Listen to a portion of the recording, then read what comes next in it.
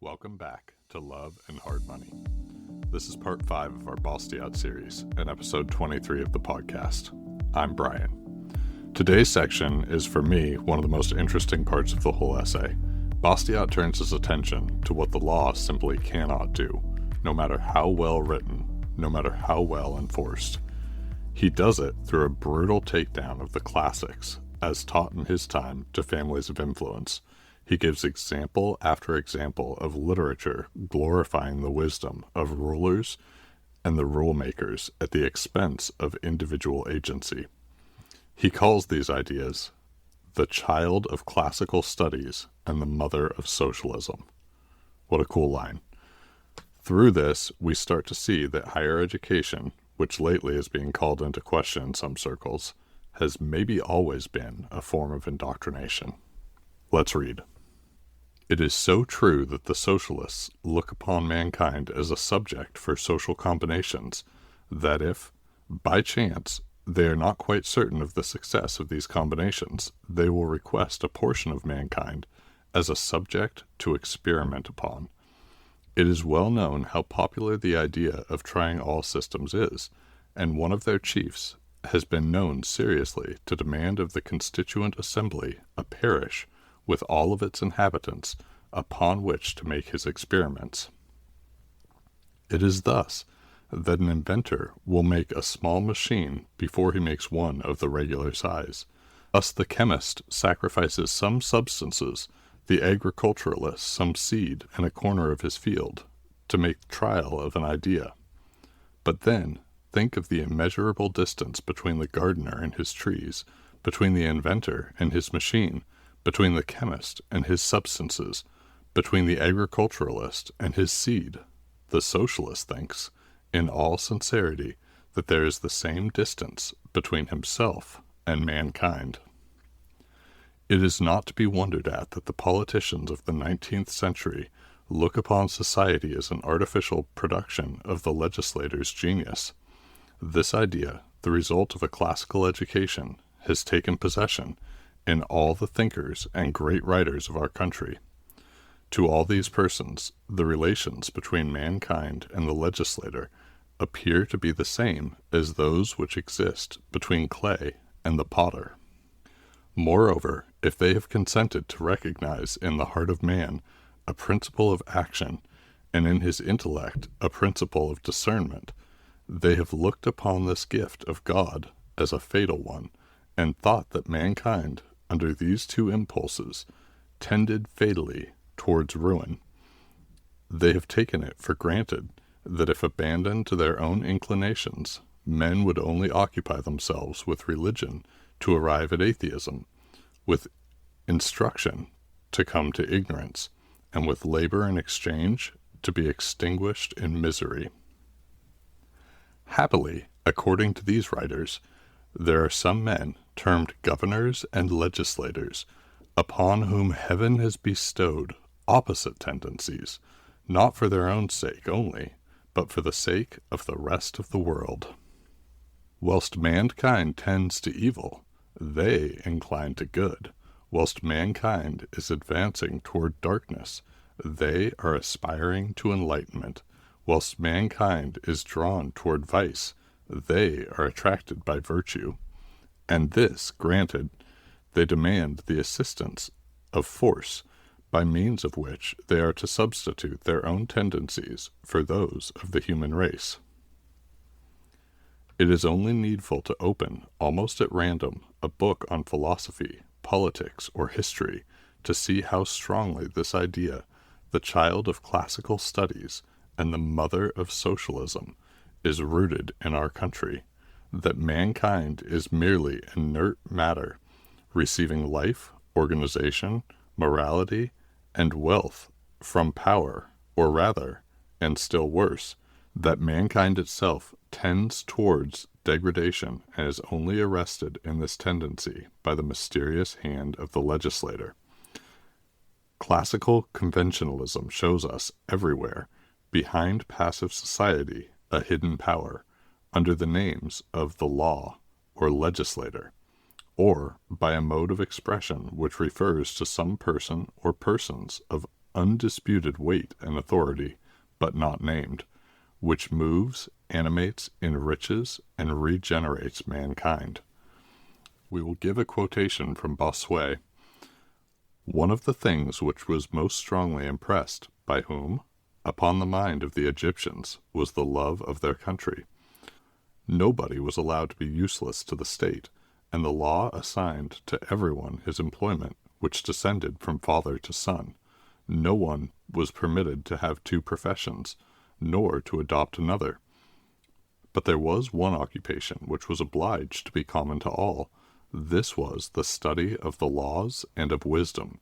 Ignorance of religion and the political regulations of the country was excused in no condition of life. Moreover, every profession had a district assigned to it. By whom? Amongst good laws, one of the best things was that everybody was taught to observe them. By whom?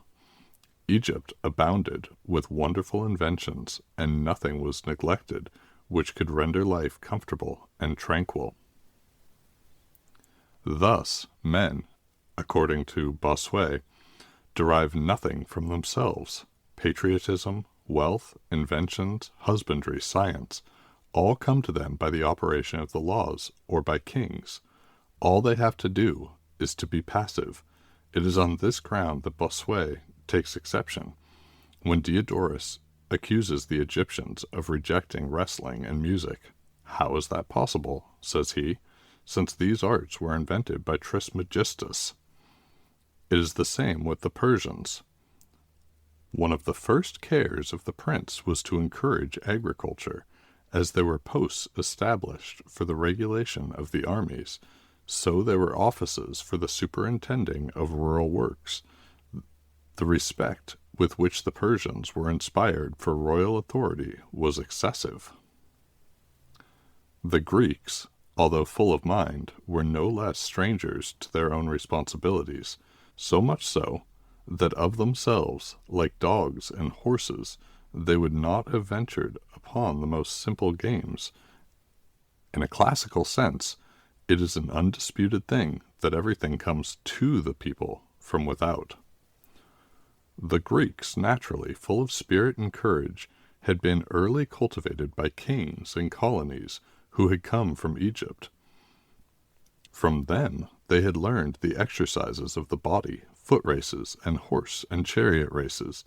The best thing that the Egyptians had taught them was to become docile, to allow themselves to be formed by the laws for the public good. Fenelon, reared in the study and admiration of antiquity, and a witness of the power of Louis XIV, Fenelon naturally adopted the idea that mankind should be passive, and that its misfortunes and its prosperities, its virtues and its vices, are caused by the external influence which is exercised upon it by the law, or by the makers of the law. Thus, in his Utopia, Salentum, he brings the men with their interests, their faculties, their desires, and their possessions under the absolute direction of the legislator. Whatever the subject may be, they themselves have no voice in it. The prince judges for them. The nation is just a shapeless mass, of which the prince is the soul. In him resides the thought, the foresight, the principle of all organization, of all progress. On him, therefore, rests all the responsibility. In proof of this assertion, I might transcribe the whole 10th book of Telemachus. I refer the reader to it, and shall content myself with quoting some passages taken at random from this celebrated work, to which, in every other respect, I am the first to render justice. With the astonishing credulity which characterizes the classics, Fenelon, against the authority of reason and of facts, admits the general felicity of the Egyptians, and attributes it not to their own wisdom, but to that of their kings.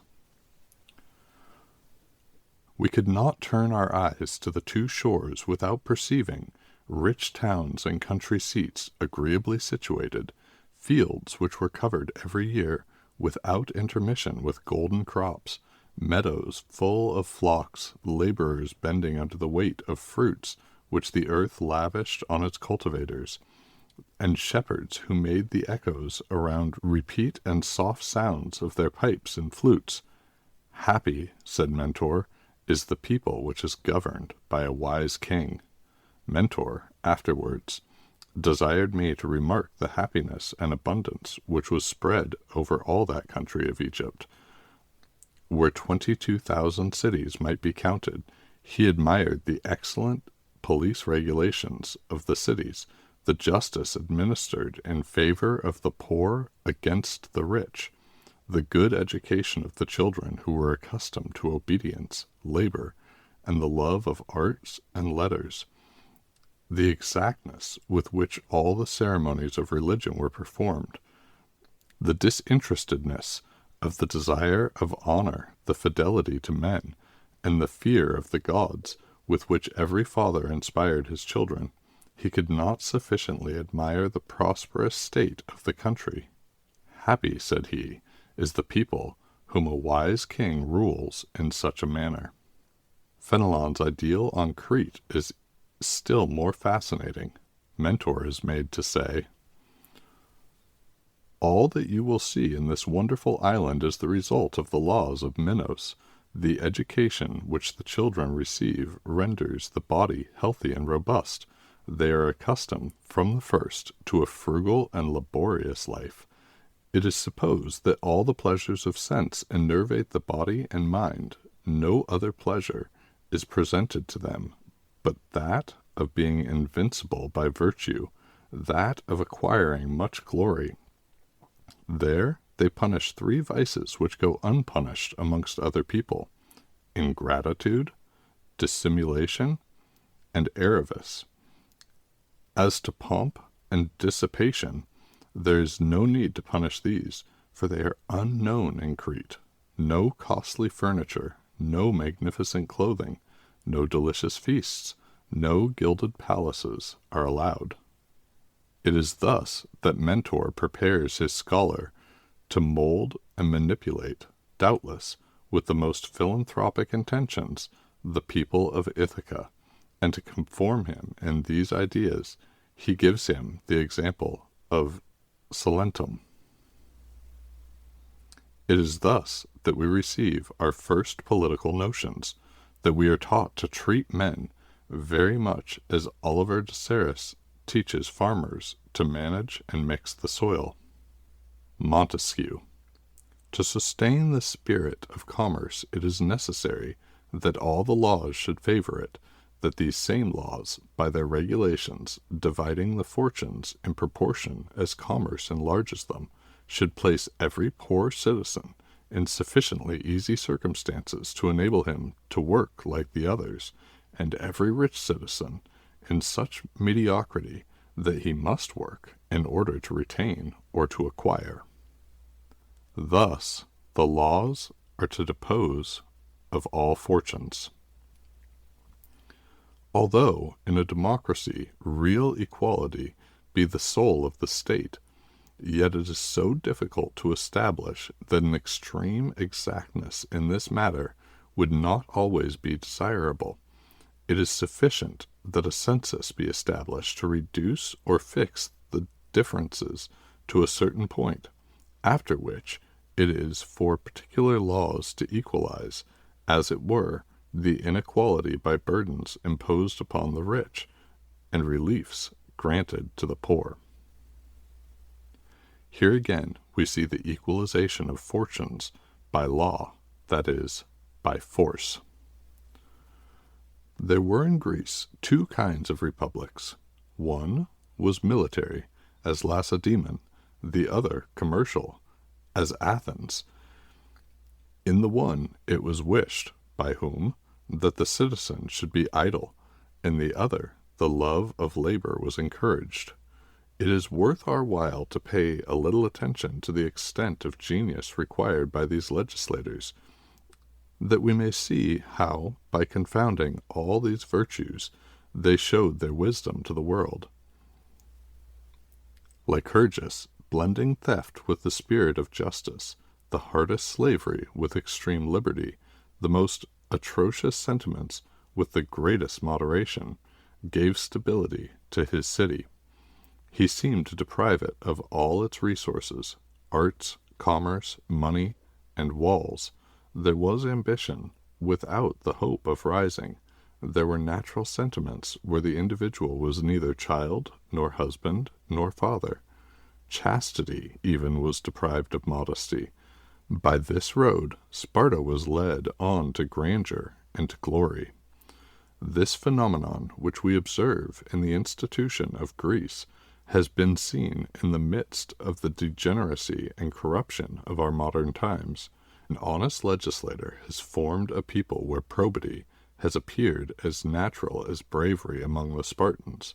Mr. Penn is a true Lycurgus, and although the former had peace for his object, and the latter war, they resemble each other in the singular path along which they have led their people, in their influence over free men, in the prejudices which they have overcome, the passions they have subdued. Paraguay furnishes us with another example. Society has been accused of the crime of regarding the pleasure of commanding as the only good of life, but it will always be a noble thing to govern men by making them happy.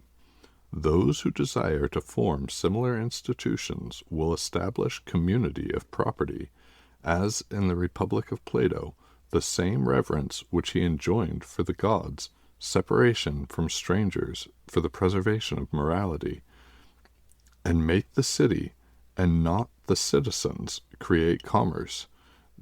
They should give our arts without our luxury, our wants without our desires. Vulgar infatuation may exclaim, if it likes, "It is Montesquieu, magnificent, sublime." I am not afraid to express my opinion, and to say, "What? You have the face to call that fine? It is frightful, it's abominable." And these extracts, which I might multiply, show that according to Montesquieu, the persons, the liberties, the property, mankind itself, are nothing but materials to exercise the sagacity of lawgivers. Rousseau. Although this politician, the paramount authority of the Democrats, makes the social edifice rest upon the general will, no one has so completely admitted the hypothesis of the entire passiveness of human nature in the presence of the lawgiver. If it is true that a great prince is a rare thing, how much more so must a great lawgiver be? The former has only to follow the pattern proposed to him by the latter. The latter is the mechanician who invents the machine. The former is merely the workman who sets it in motion. And what part have men to act in all this? That of the machine which is set in motion? Or rather, are they not the brute matter of which the machine is made? Thus, between the legislator and the prince, between the prince and his subjects, there are the same relations as those which exist between the agricultural writer and the agriculturalists and the clod. At what vast height, then, is the politician placed who rules over legislators themselves and teaches them their trade in such imperative terms as the following: Would you give consistency to the state? Bring the extremes together as much as possible. Suffer neither wealthy persons nor beggars. If the soil is poor and barren, or the country too much confined for the inhabitants, turn to industry and the arts, whose productions you will exchange for the provisions which you must require. On a good soil, if you are short of inhabitants, give all your attention to agriculture, which multiplies men, and banish the arts, which only serve to depopulate the country.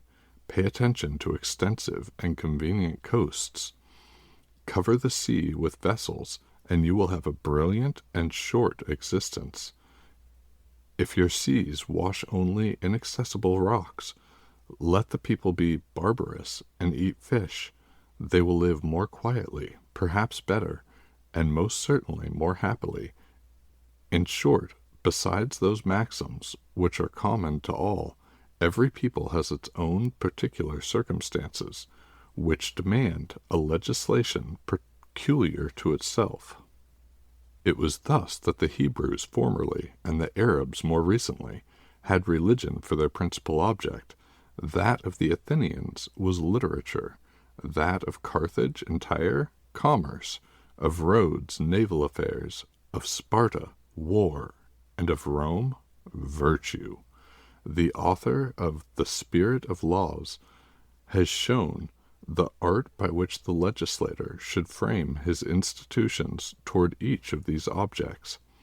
But if the legislator, mistaking his object, should take up a principle different from that which arises from the nature of things, if one should tend to slavery, and the other to liberty, if one to wealth, and the other to population, one to peace, and the other to conquest, the laws will insensibly become enfeebled, the constitution will be impaired, and the state will be subject to incessant agitations until it is destroyed, or becomes changed, and invincible nature regains her empire.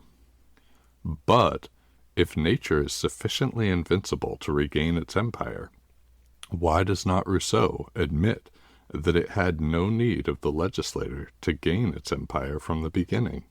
Why does he not allow that by obeying their own impulse, men would, of themselves, apply agriculture to a fertile district, and commerce to an extensive and commodious coast, without the interference of Lycurgus, a Solon, or a Rousseau, who would undertake it at the risk of deceiving themselves? Be that as it may, we see that with a terrible responsibility Rousseau invests inventors, institutors, conductors, and manipulators of society. He is, therefore, very exacting with regard to them. He who dares to undertake the institutions of a people ought to feel that he can, as it were, transform every individual who is by himself a perfect and solitary whole, receiving his life and being from a larger whole of which he forms a part. He must feel that he can change the constitution of man, to fortify it and substitute a partial and moral existence for the physical and independent one which we have all received from nature. In a word, he must deprive man of his own powers to give him others which are foreign to him. All right, we will wrap up there for today. There were a lot of quotes in this one, so hopefully it was clear when Bastiat was speaking versus when he was quoting one of the classicists. If not, I'm happy to re-record this one. I may need to use open quotes and end quotes to delineate a little bit better, so let me know what you think. In any case, I appreciate you guys listening, and hope you'll continue to follow along next week. Thanks.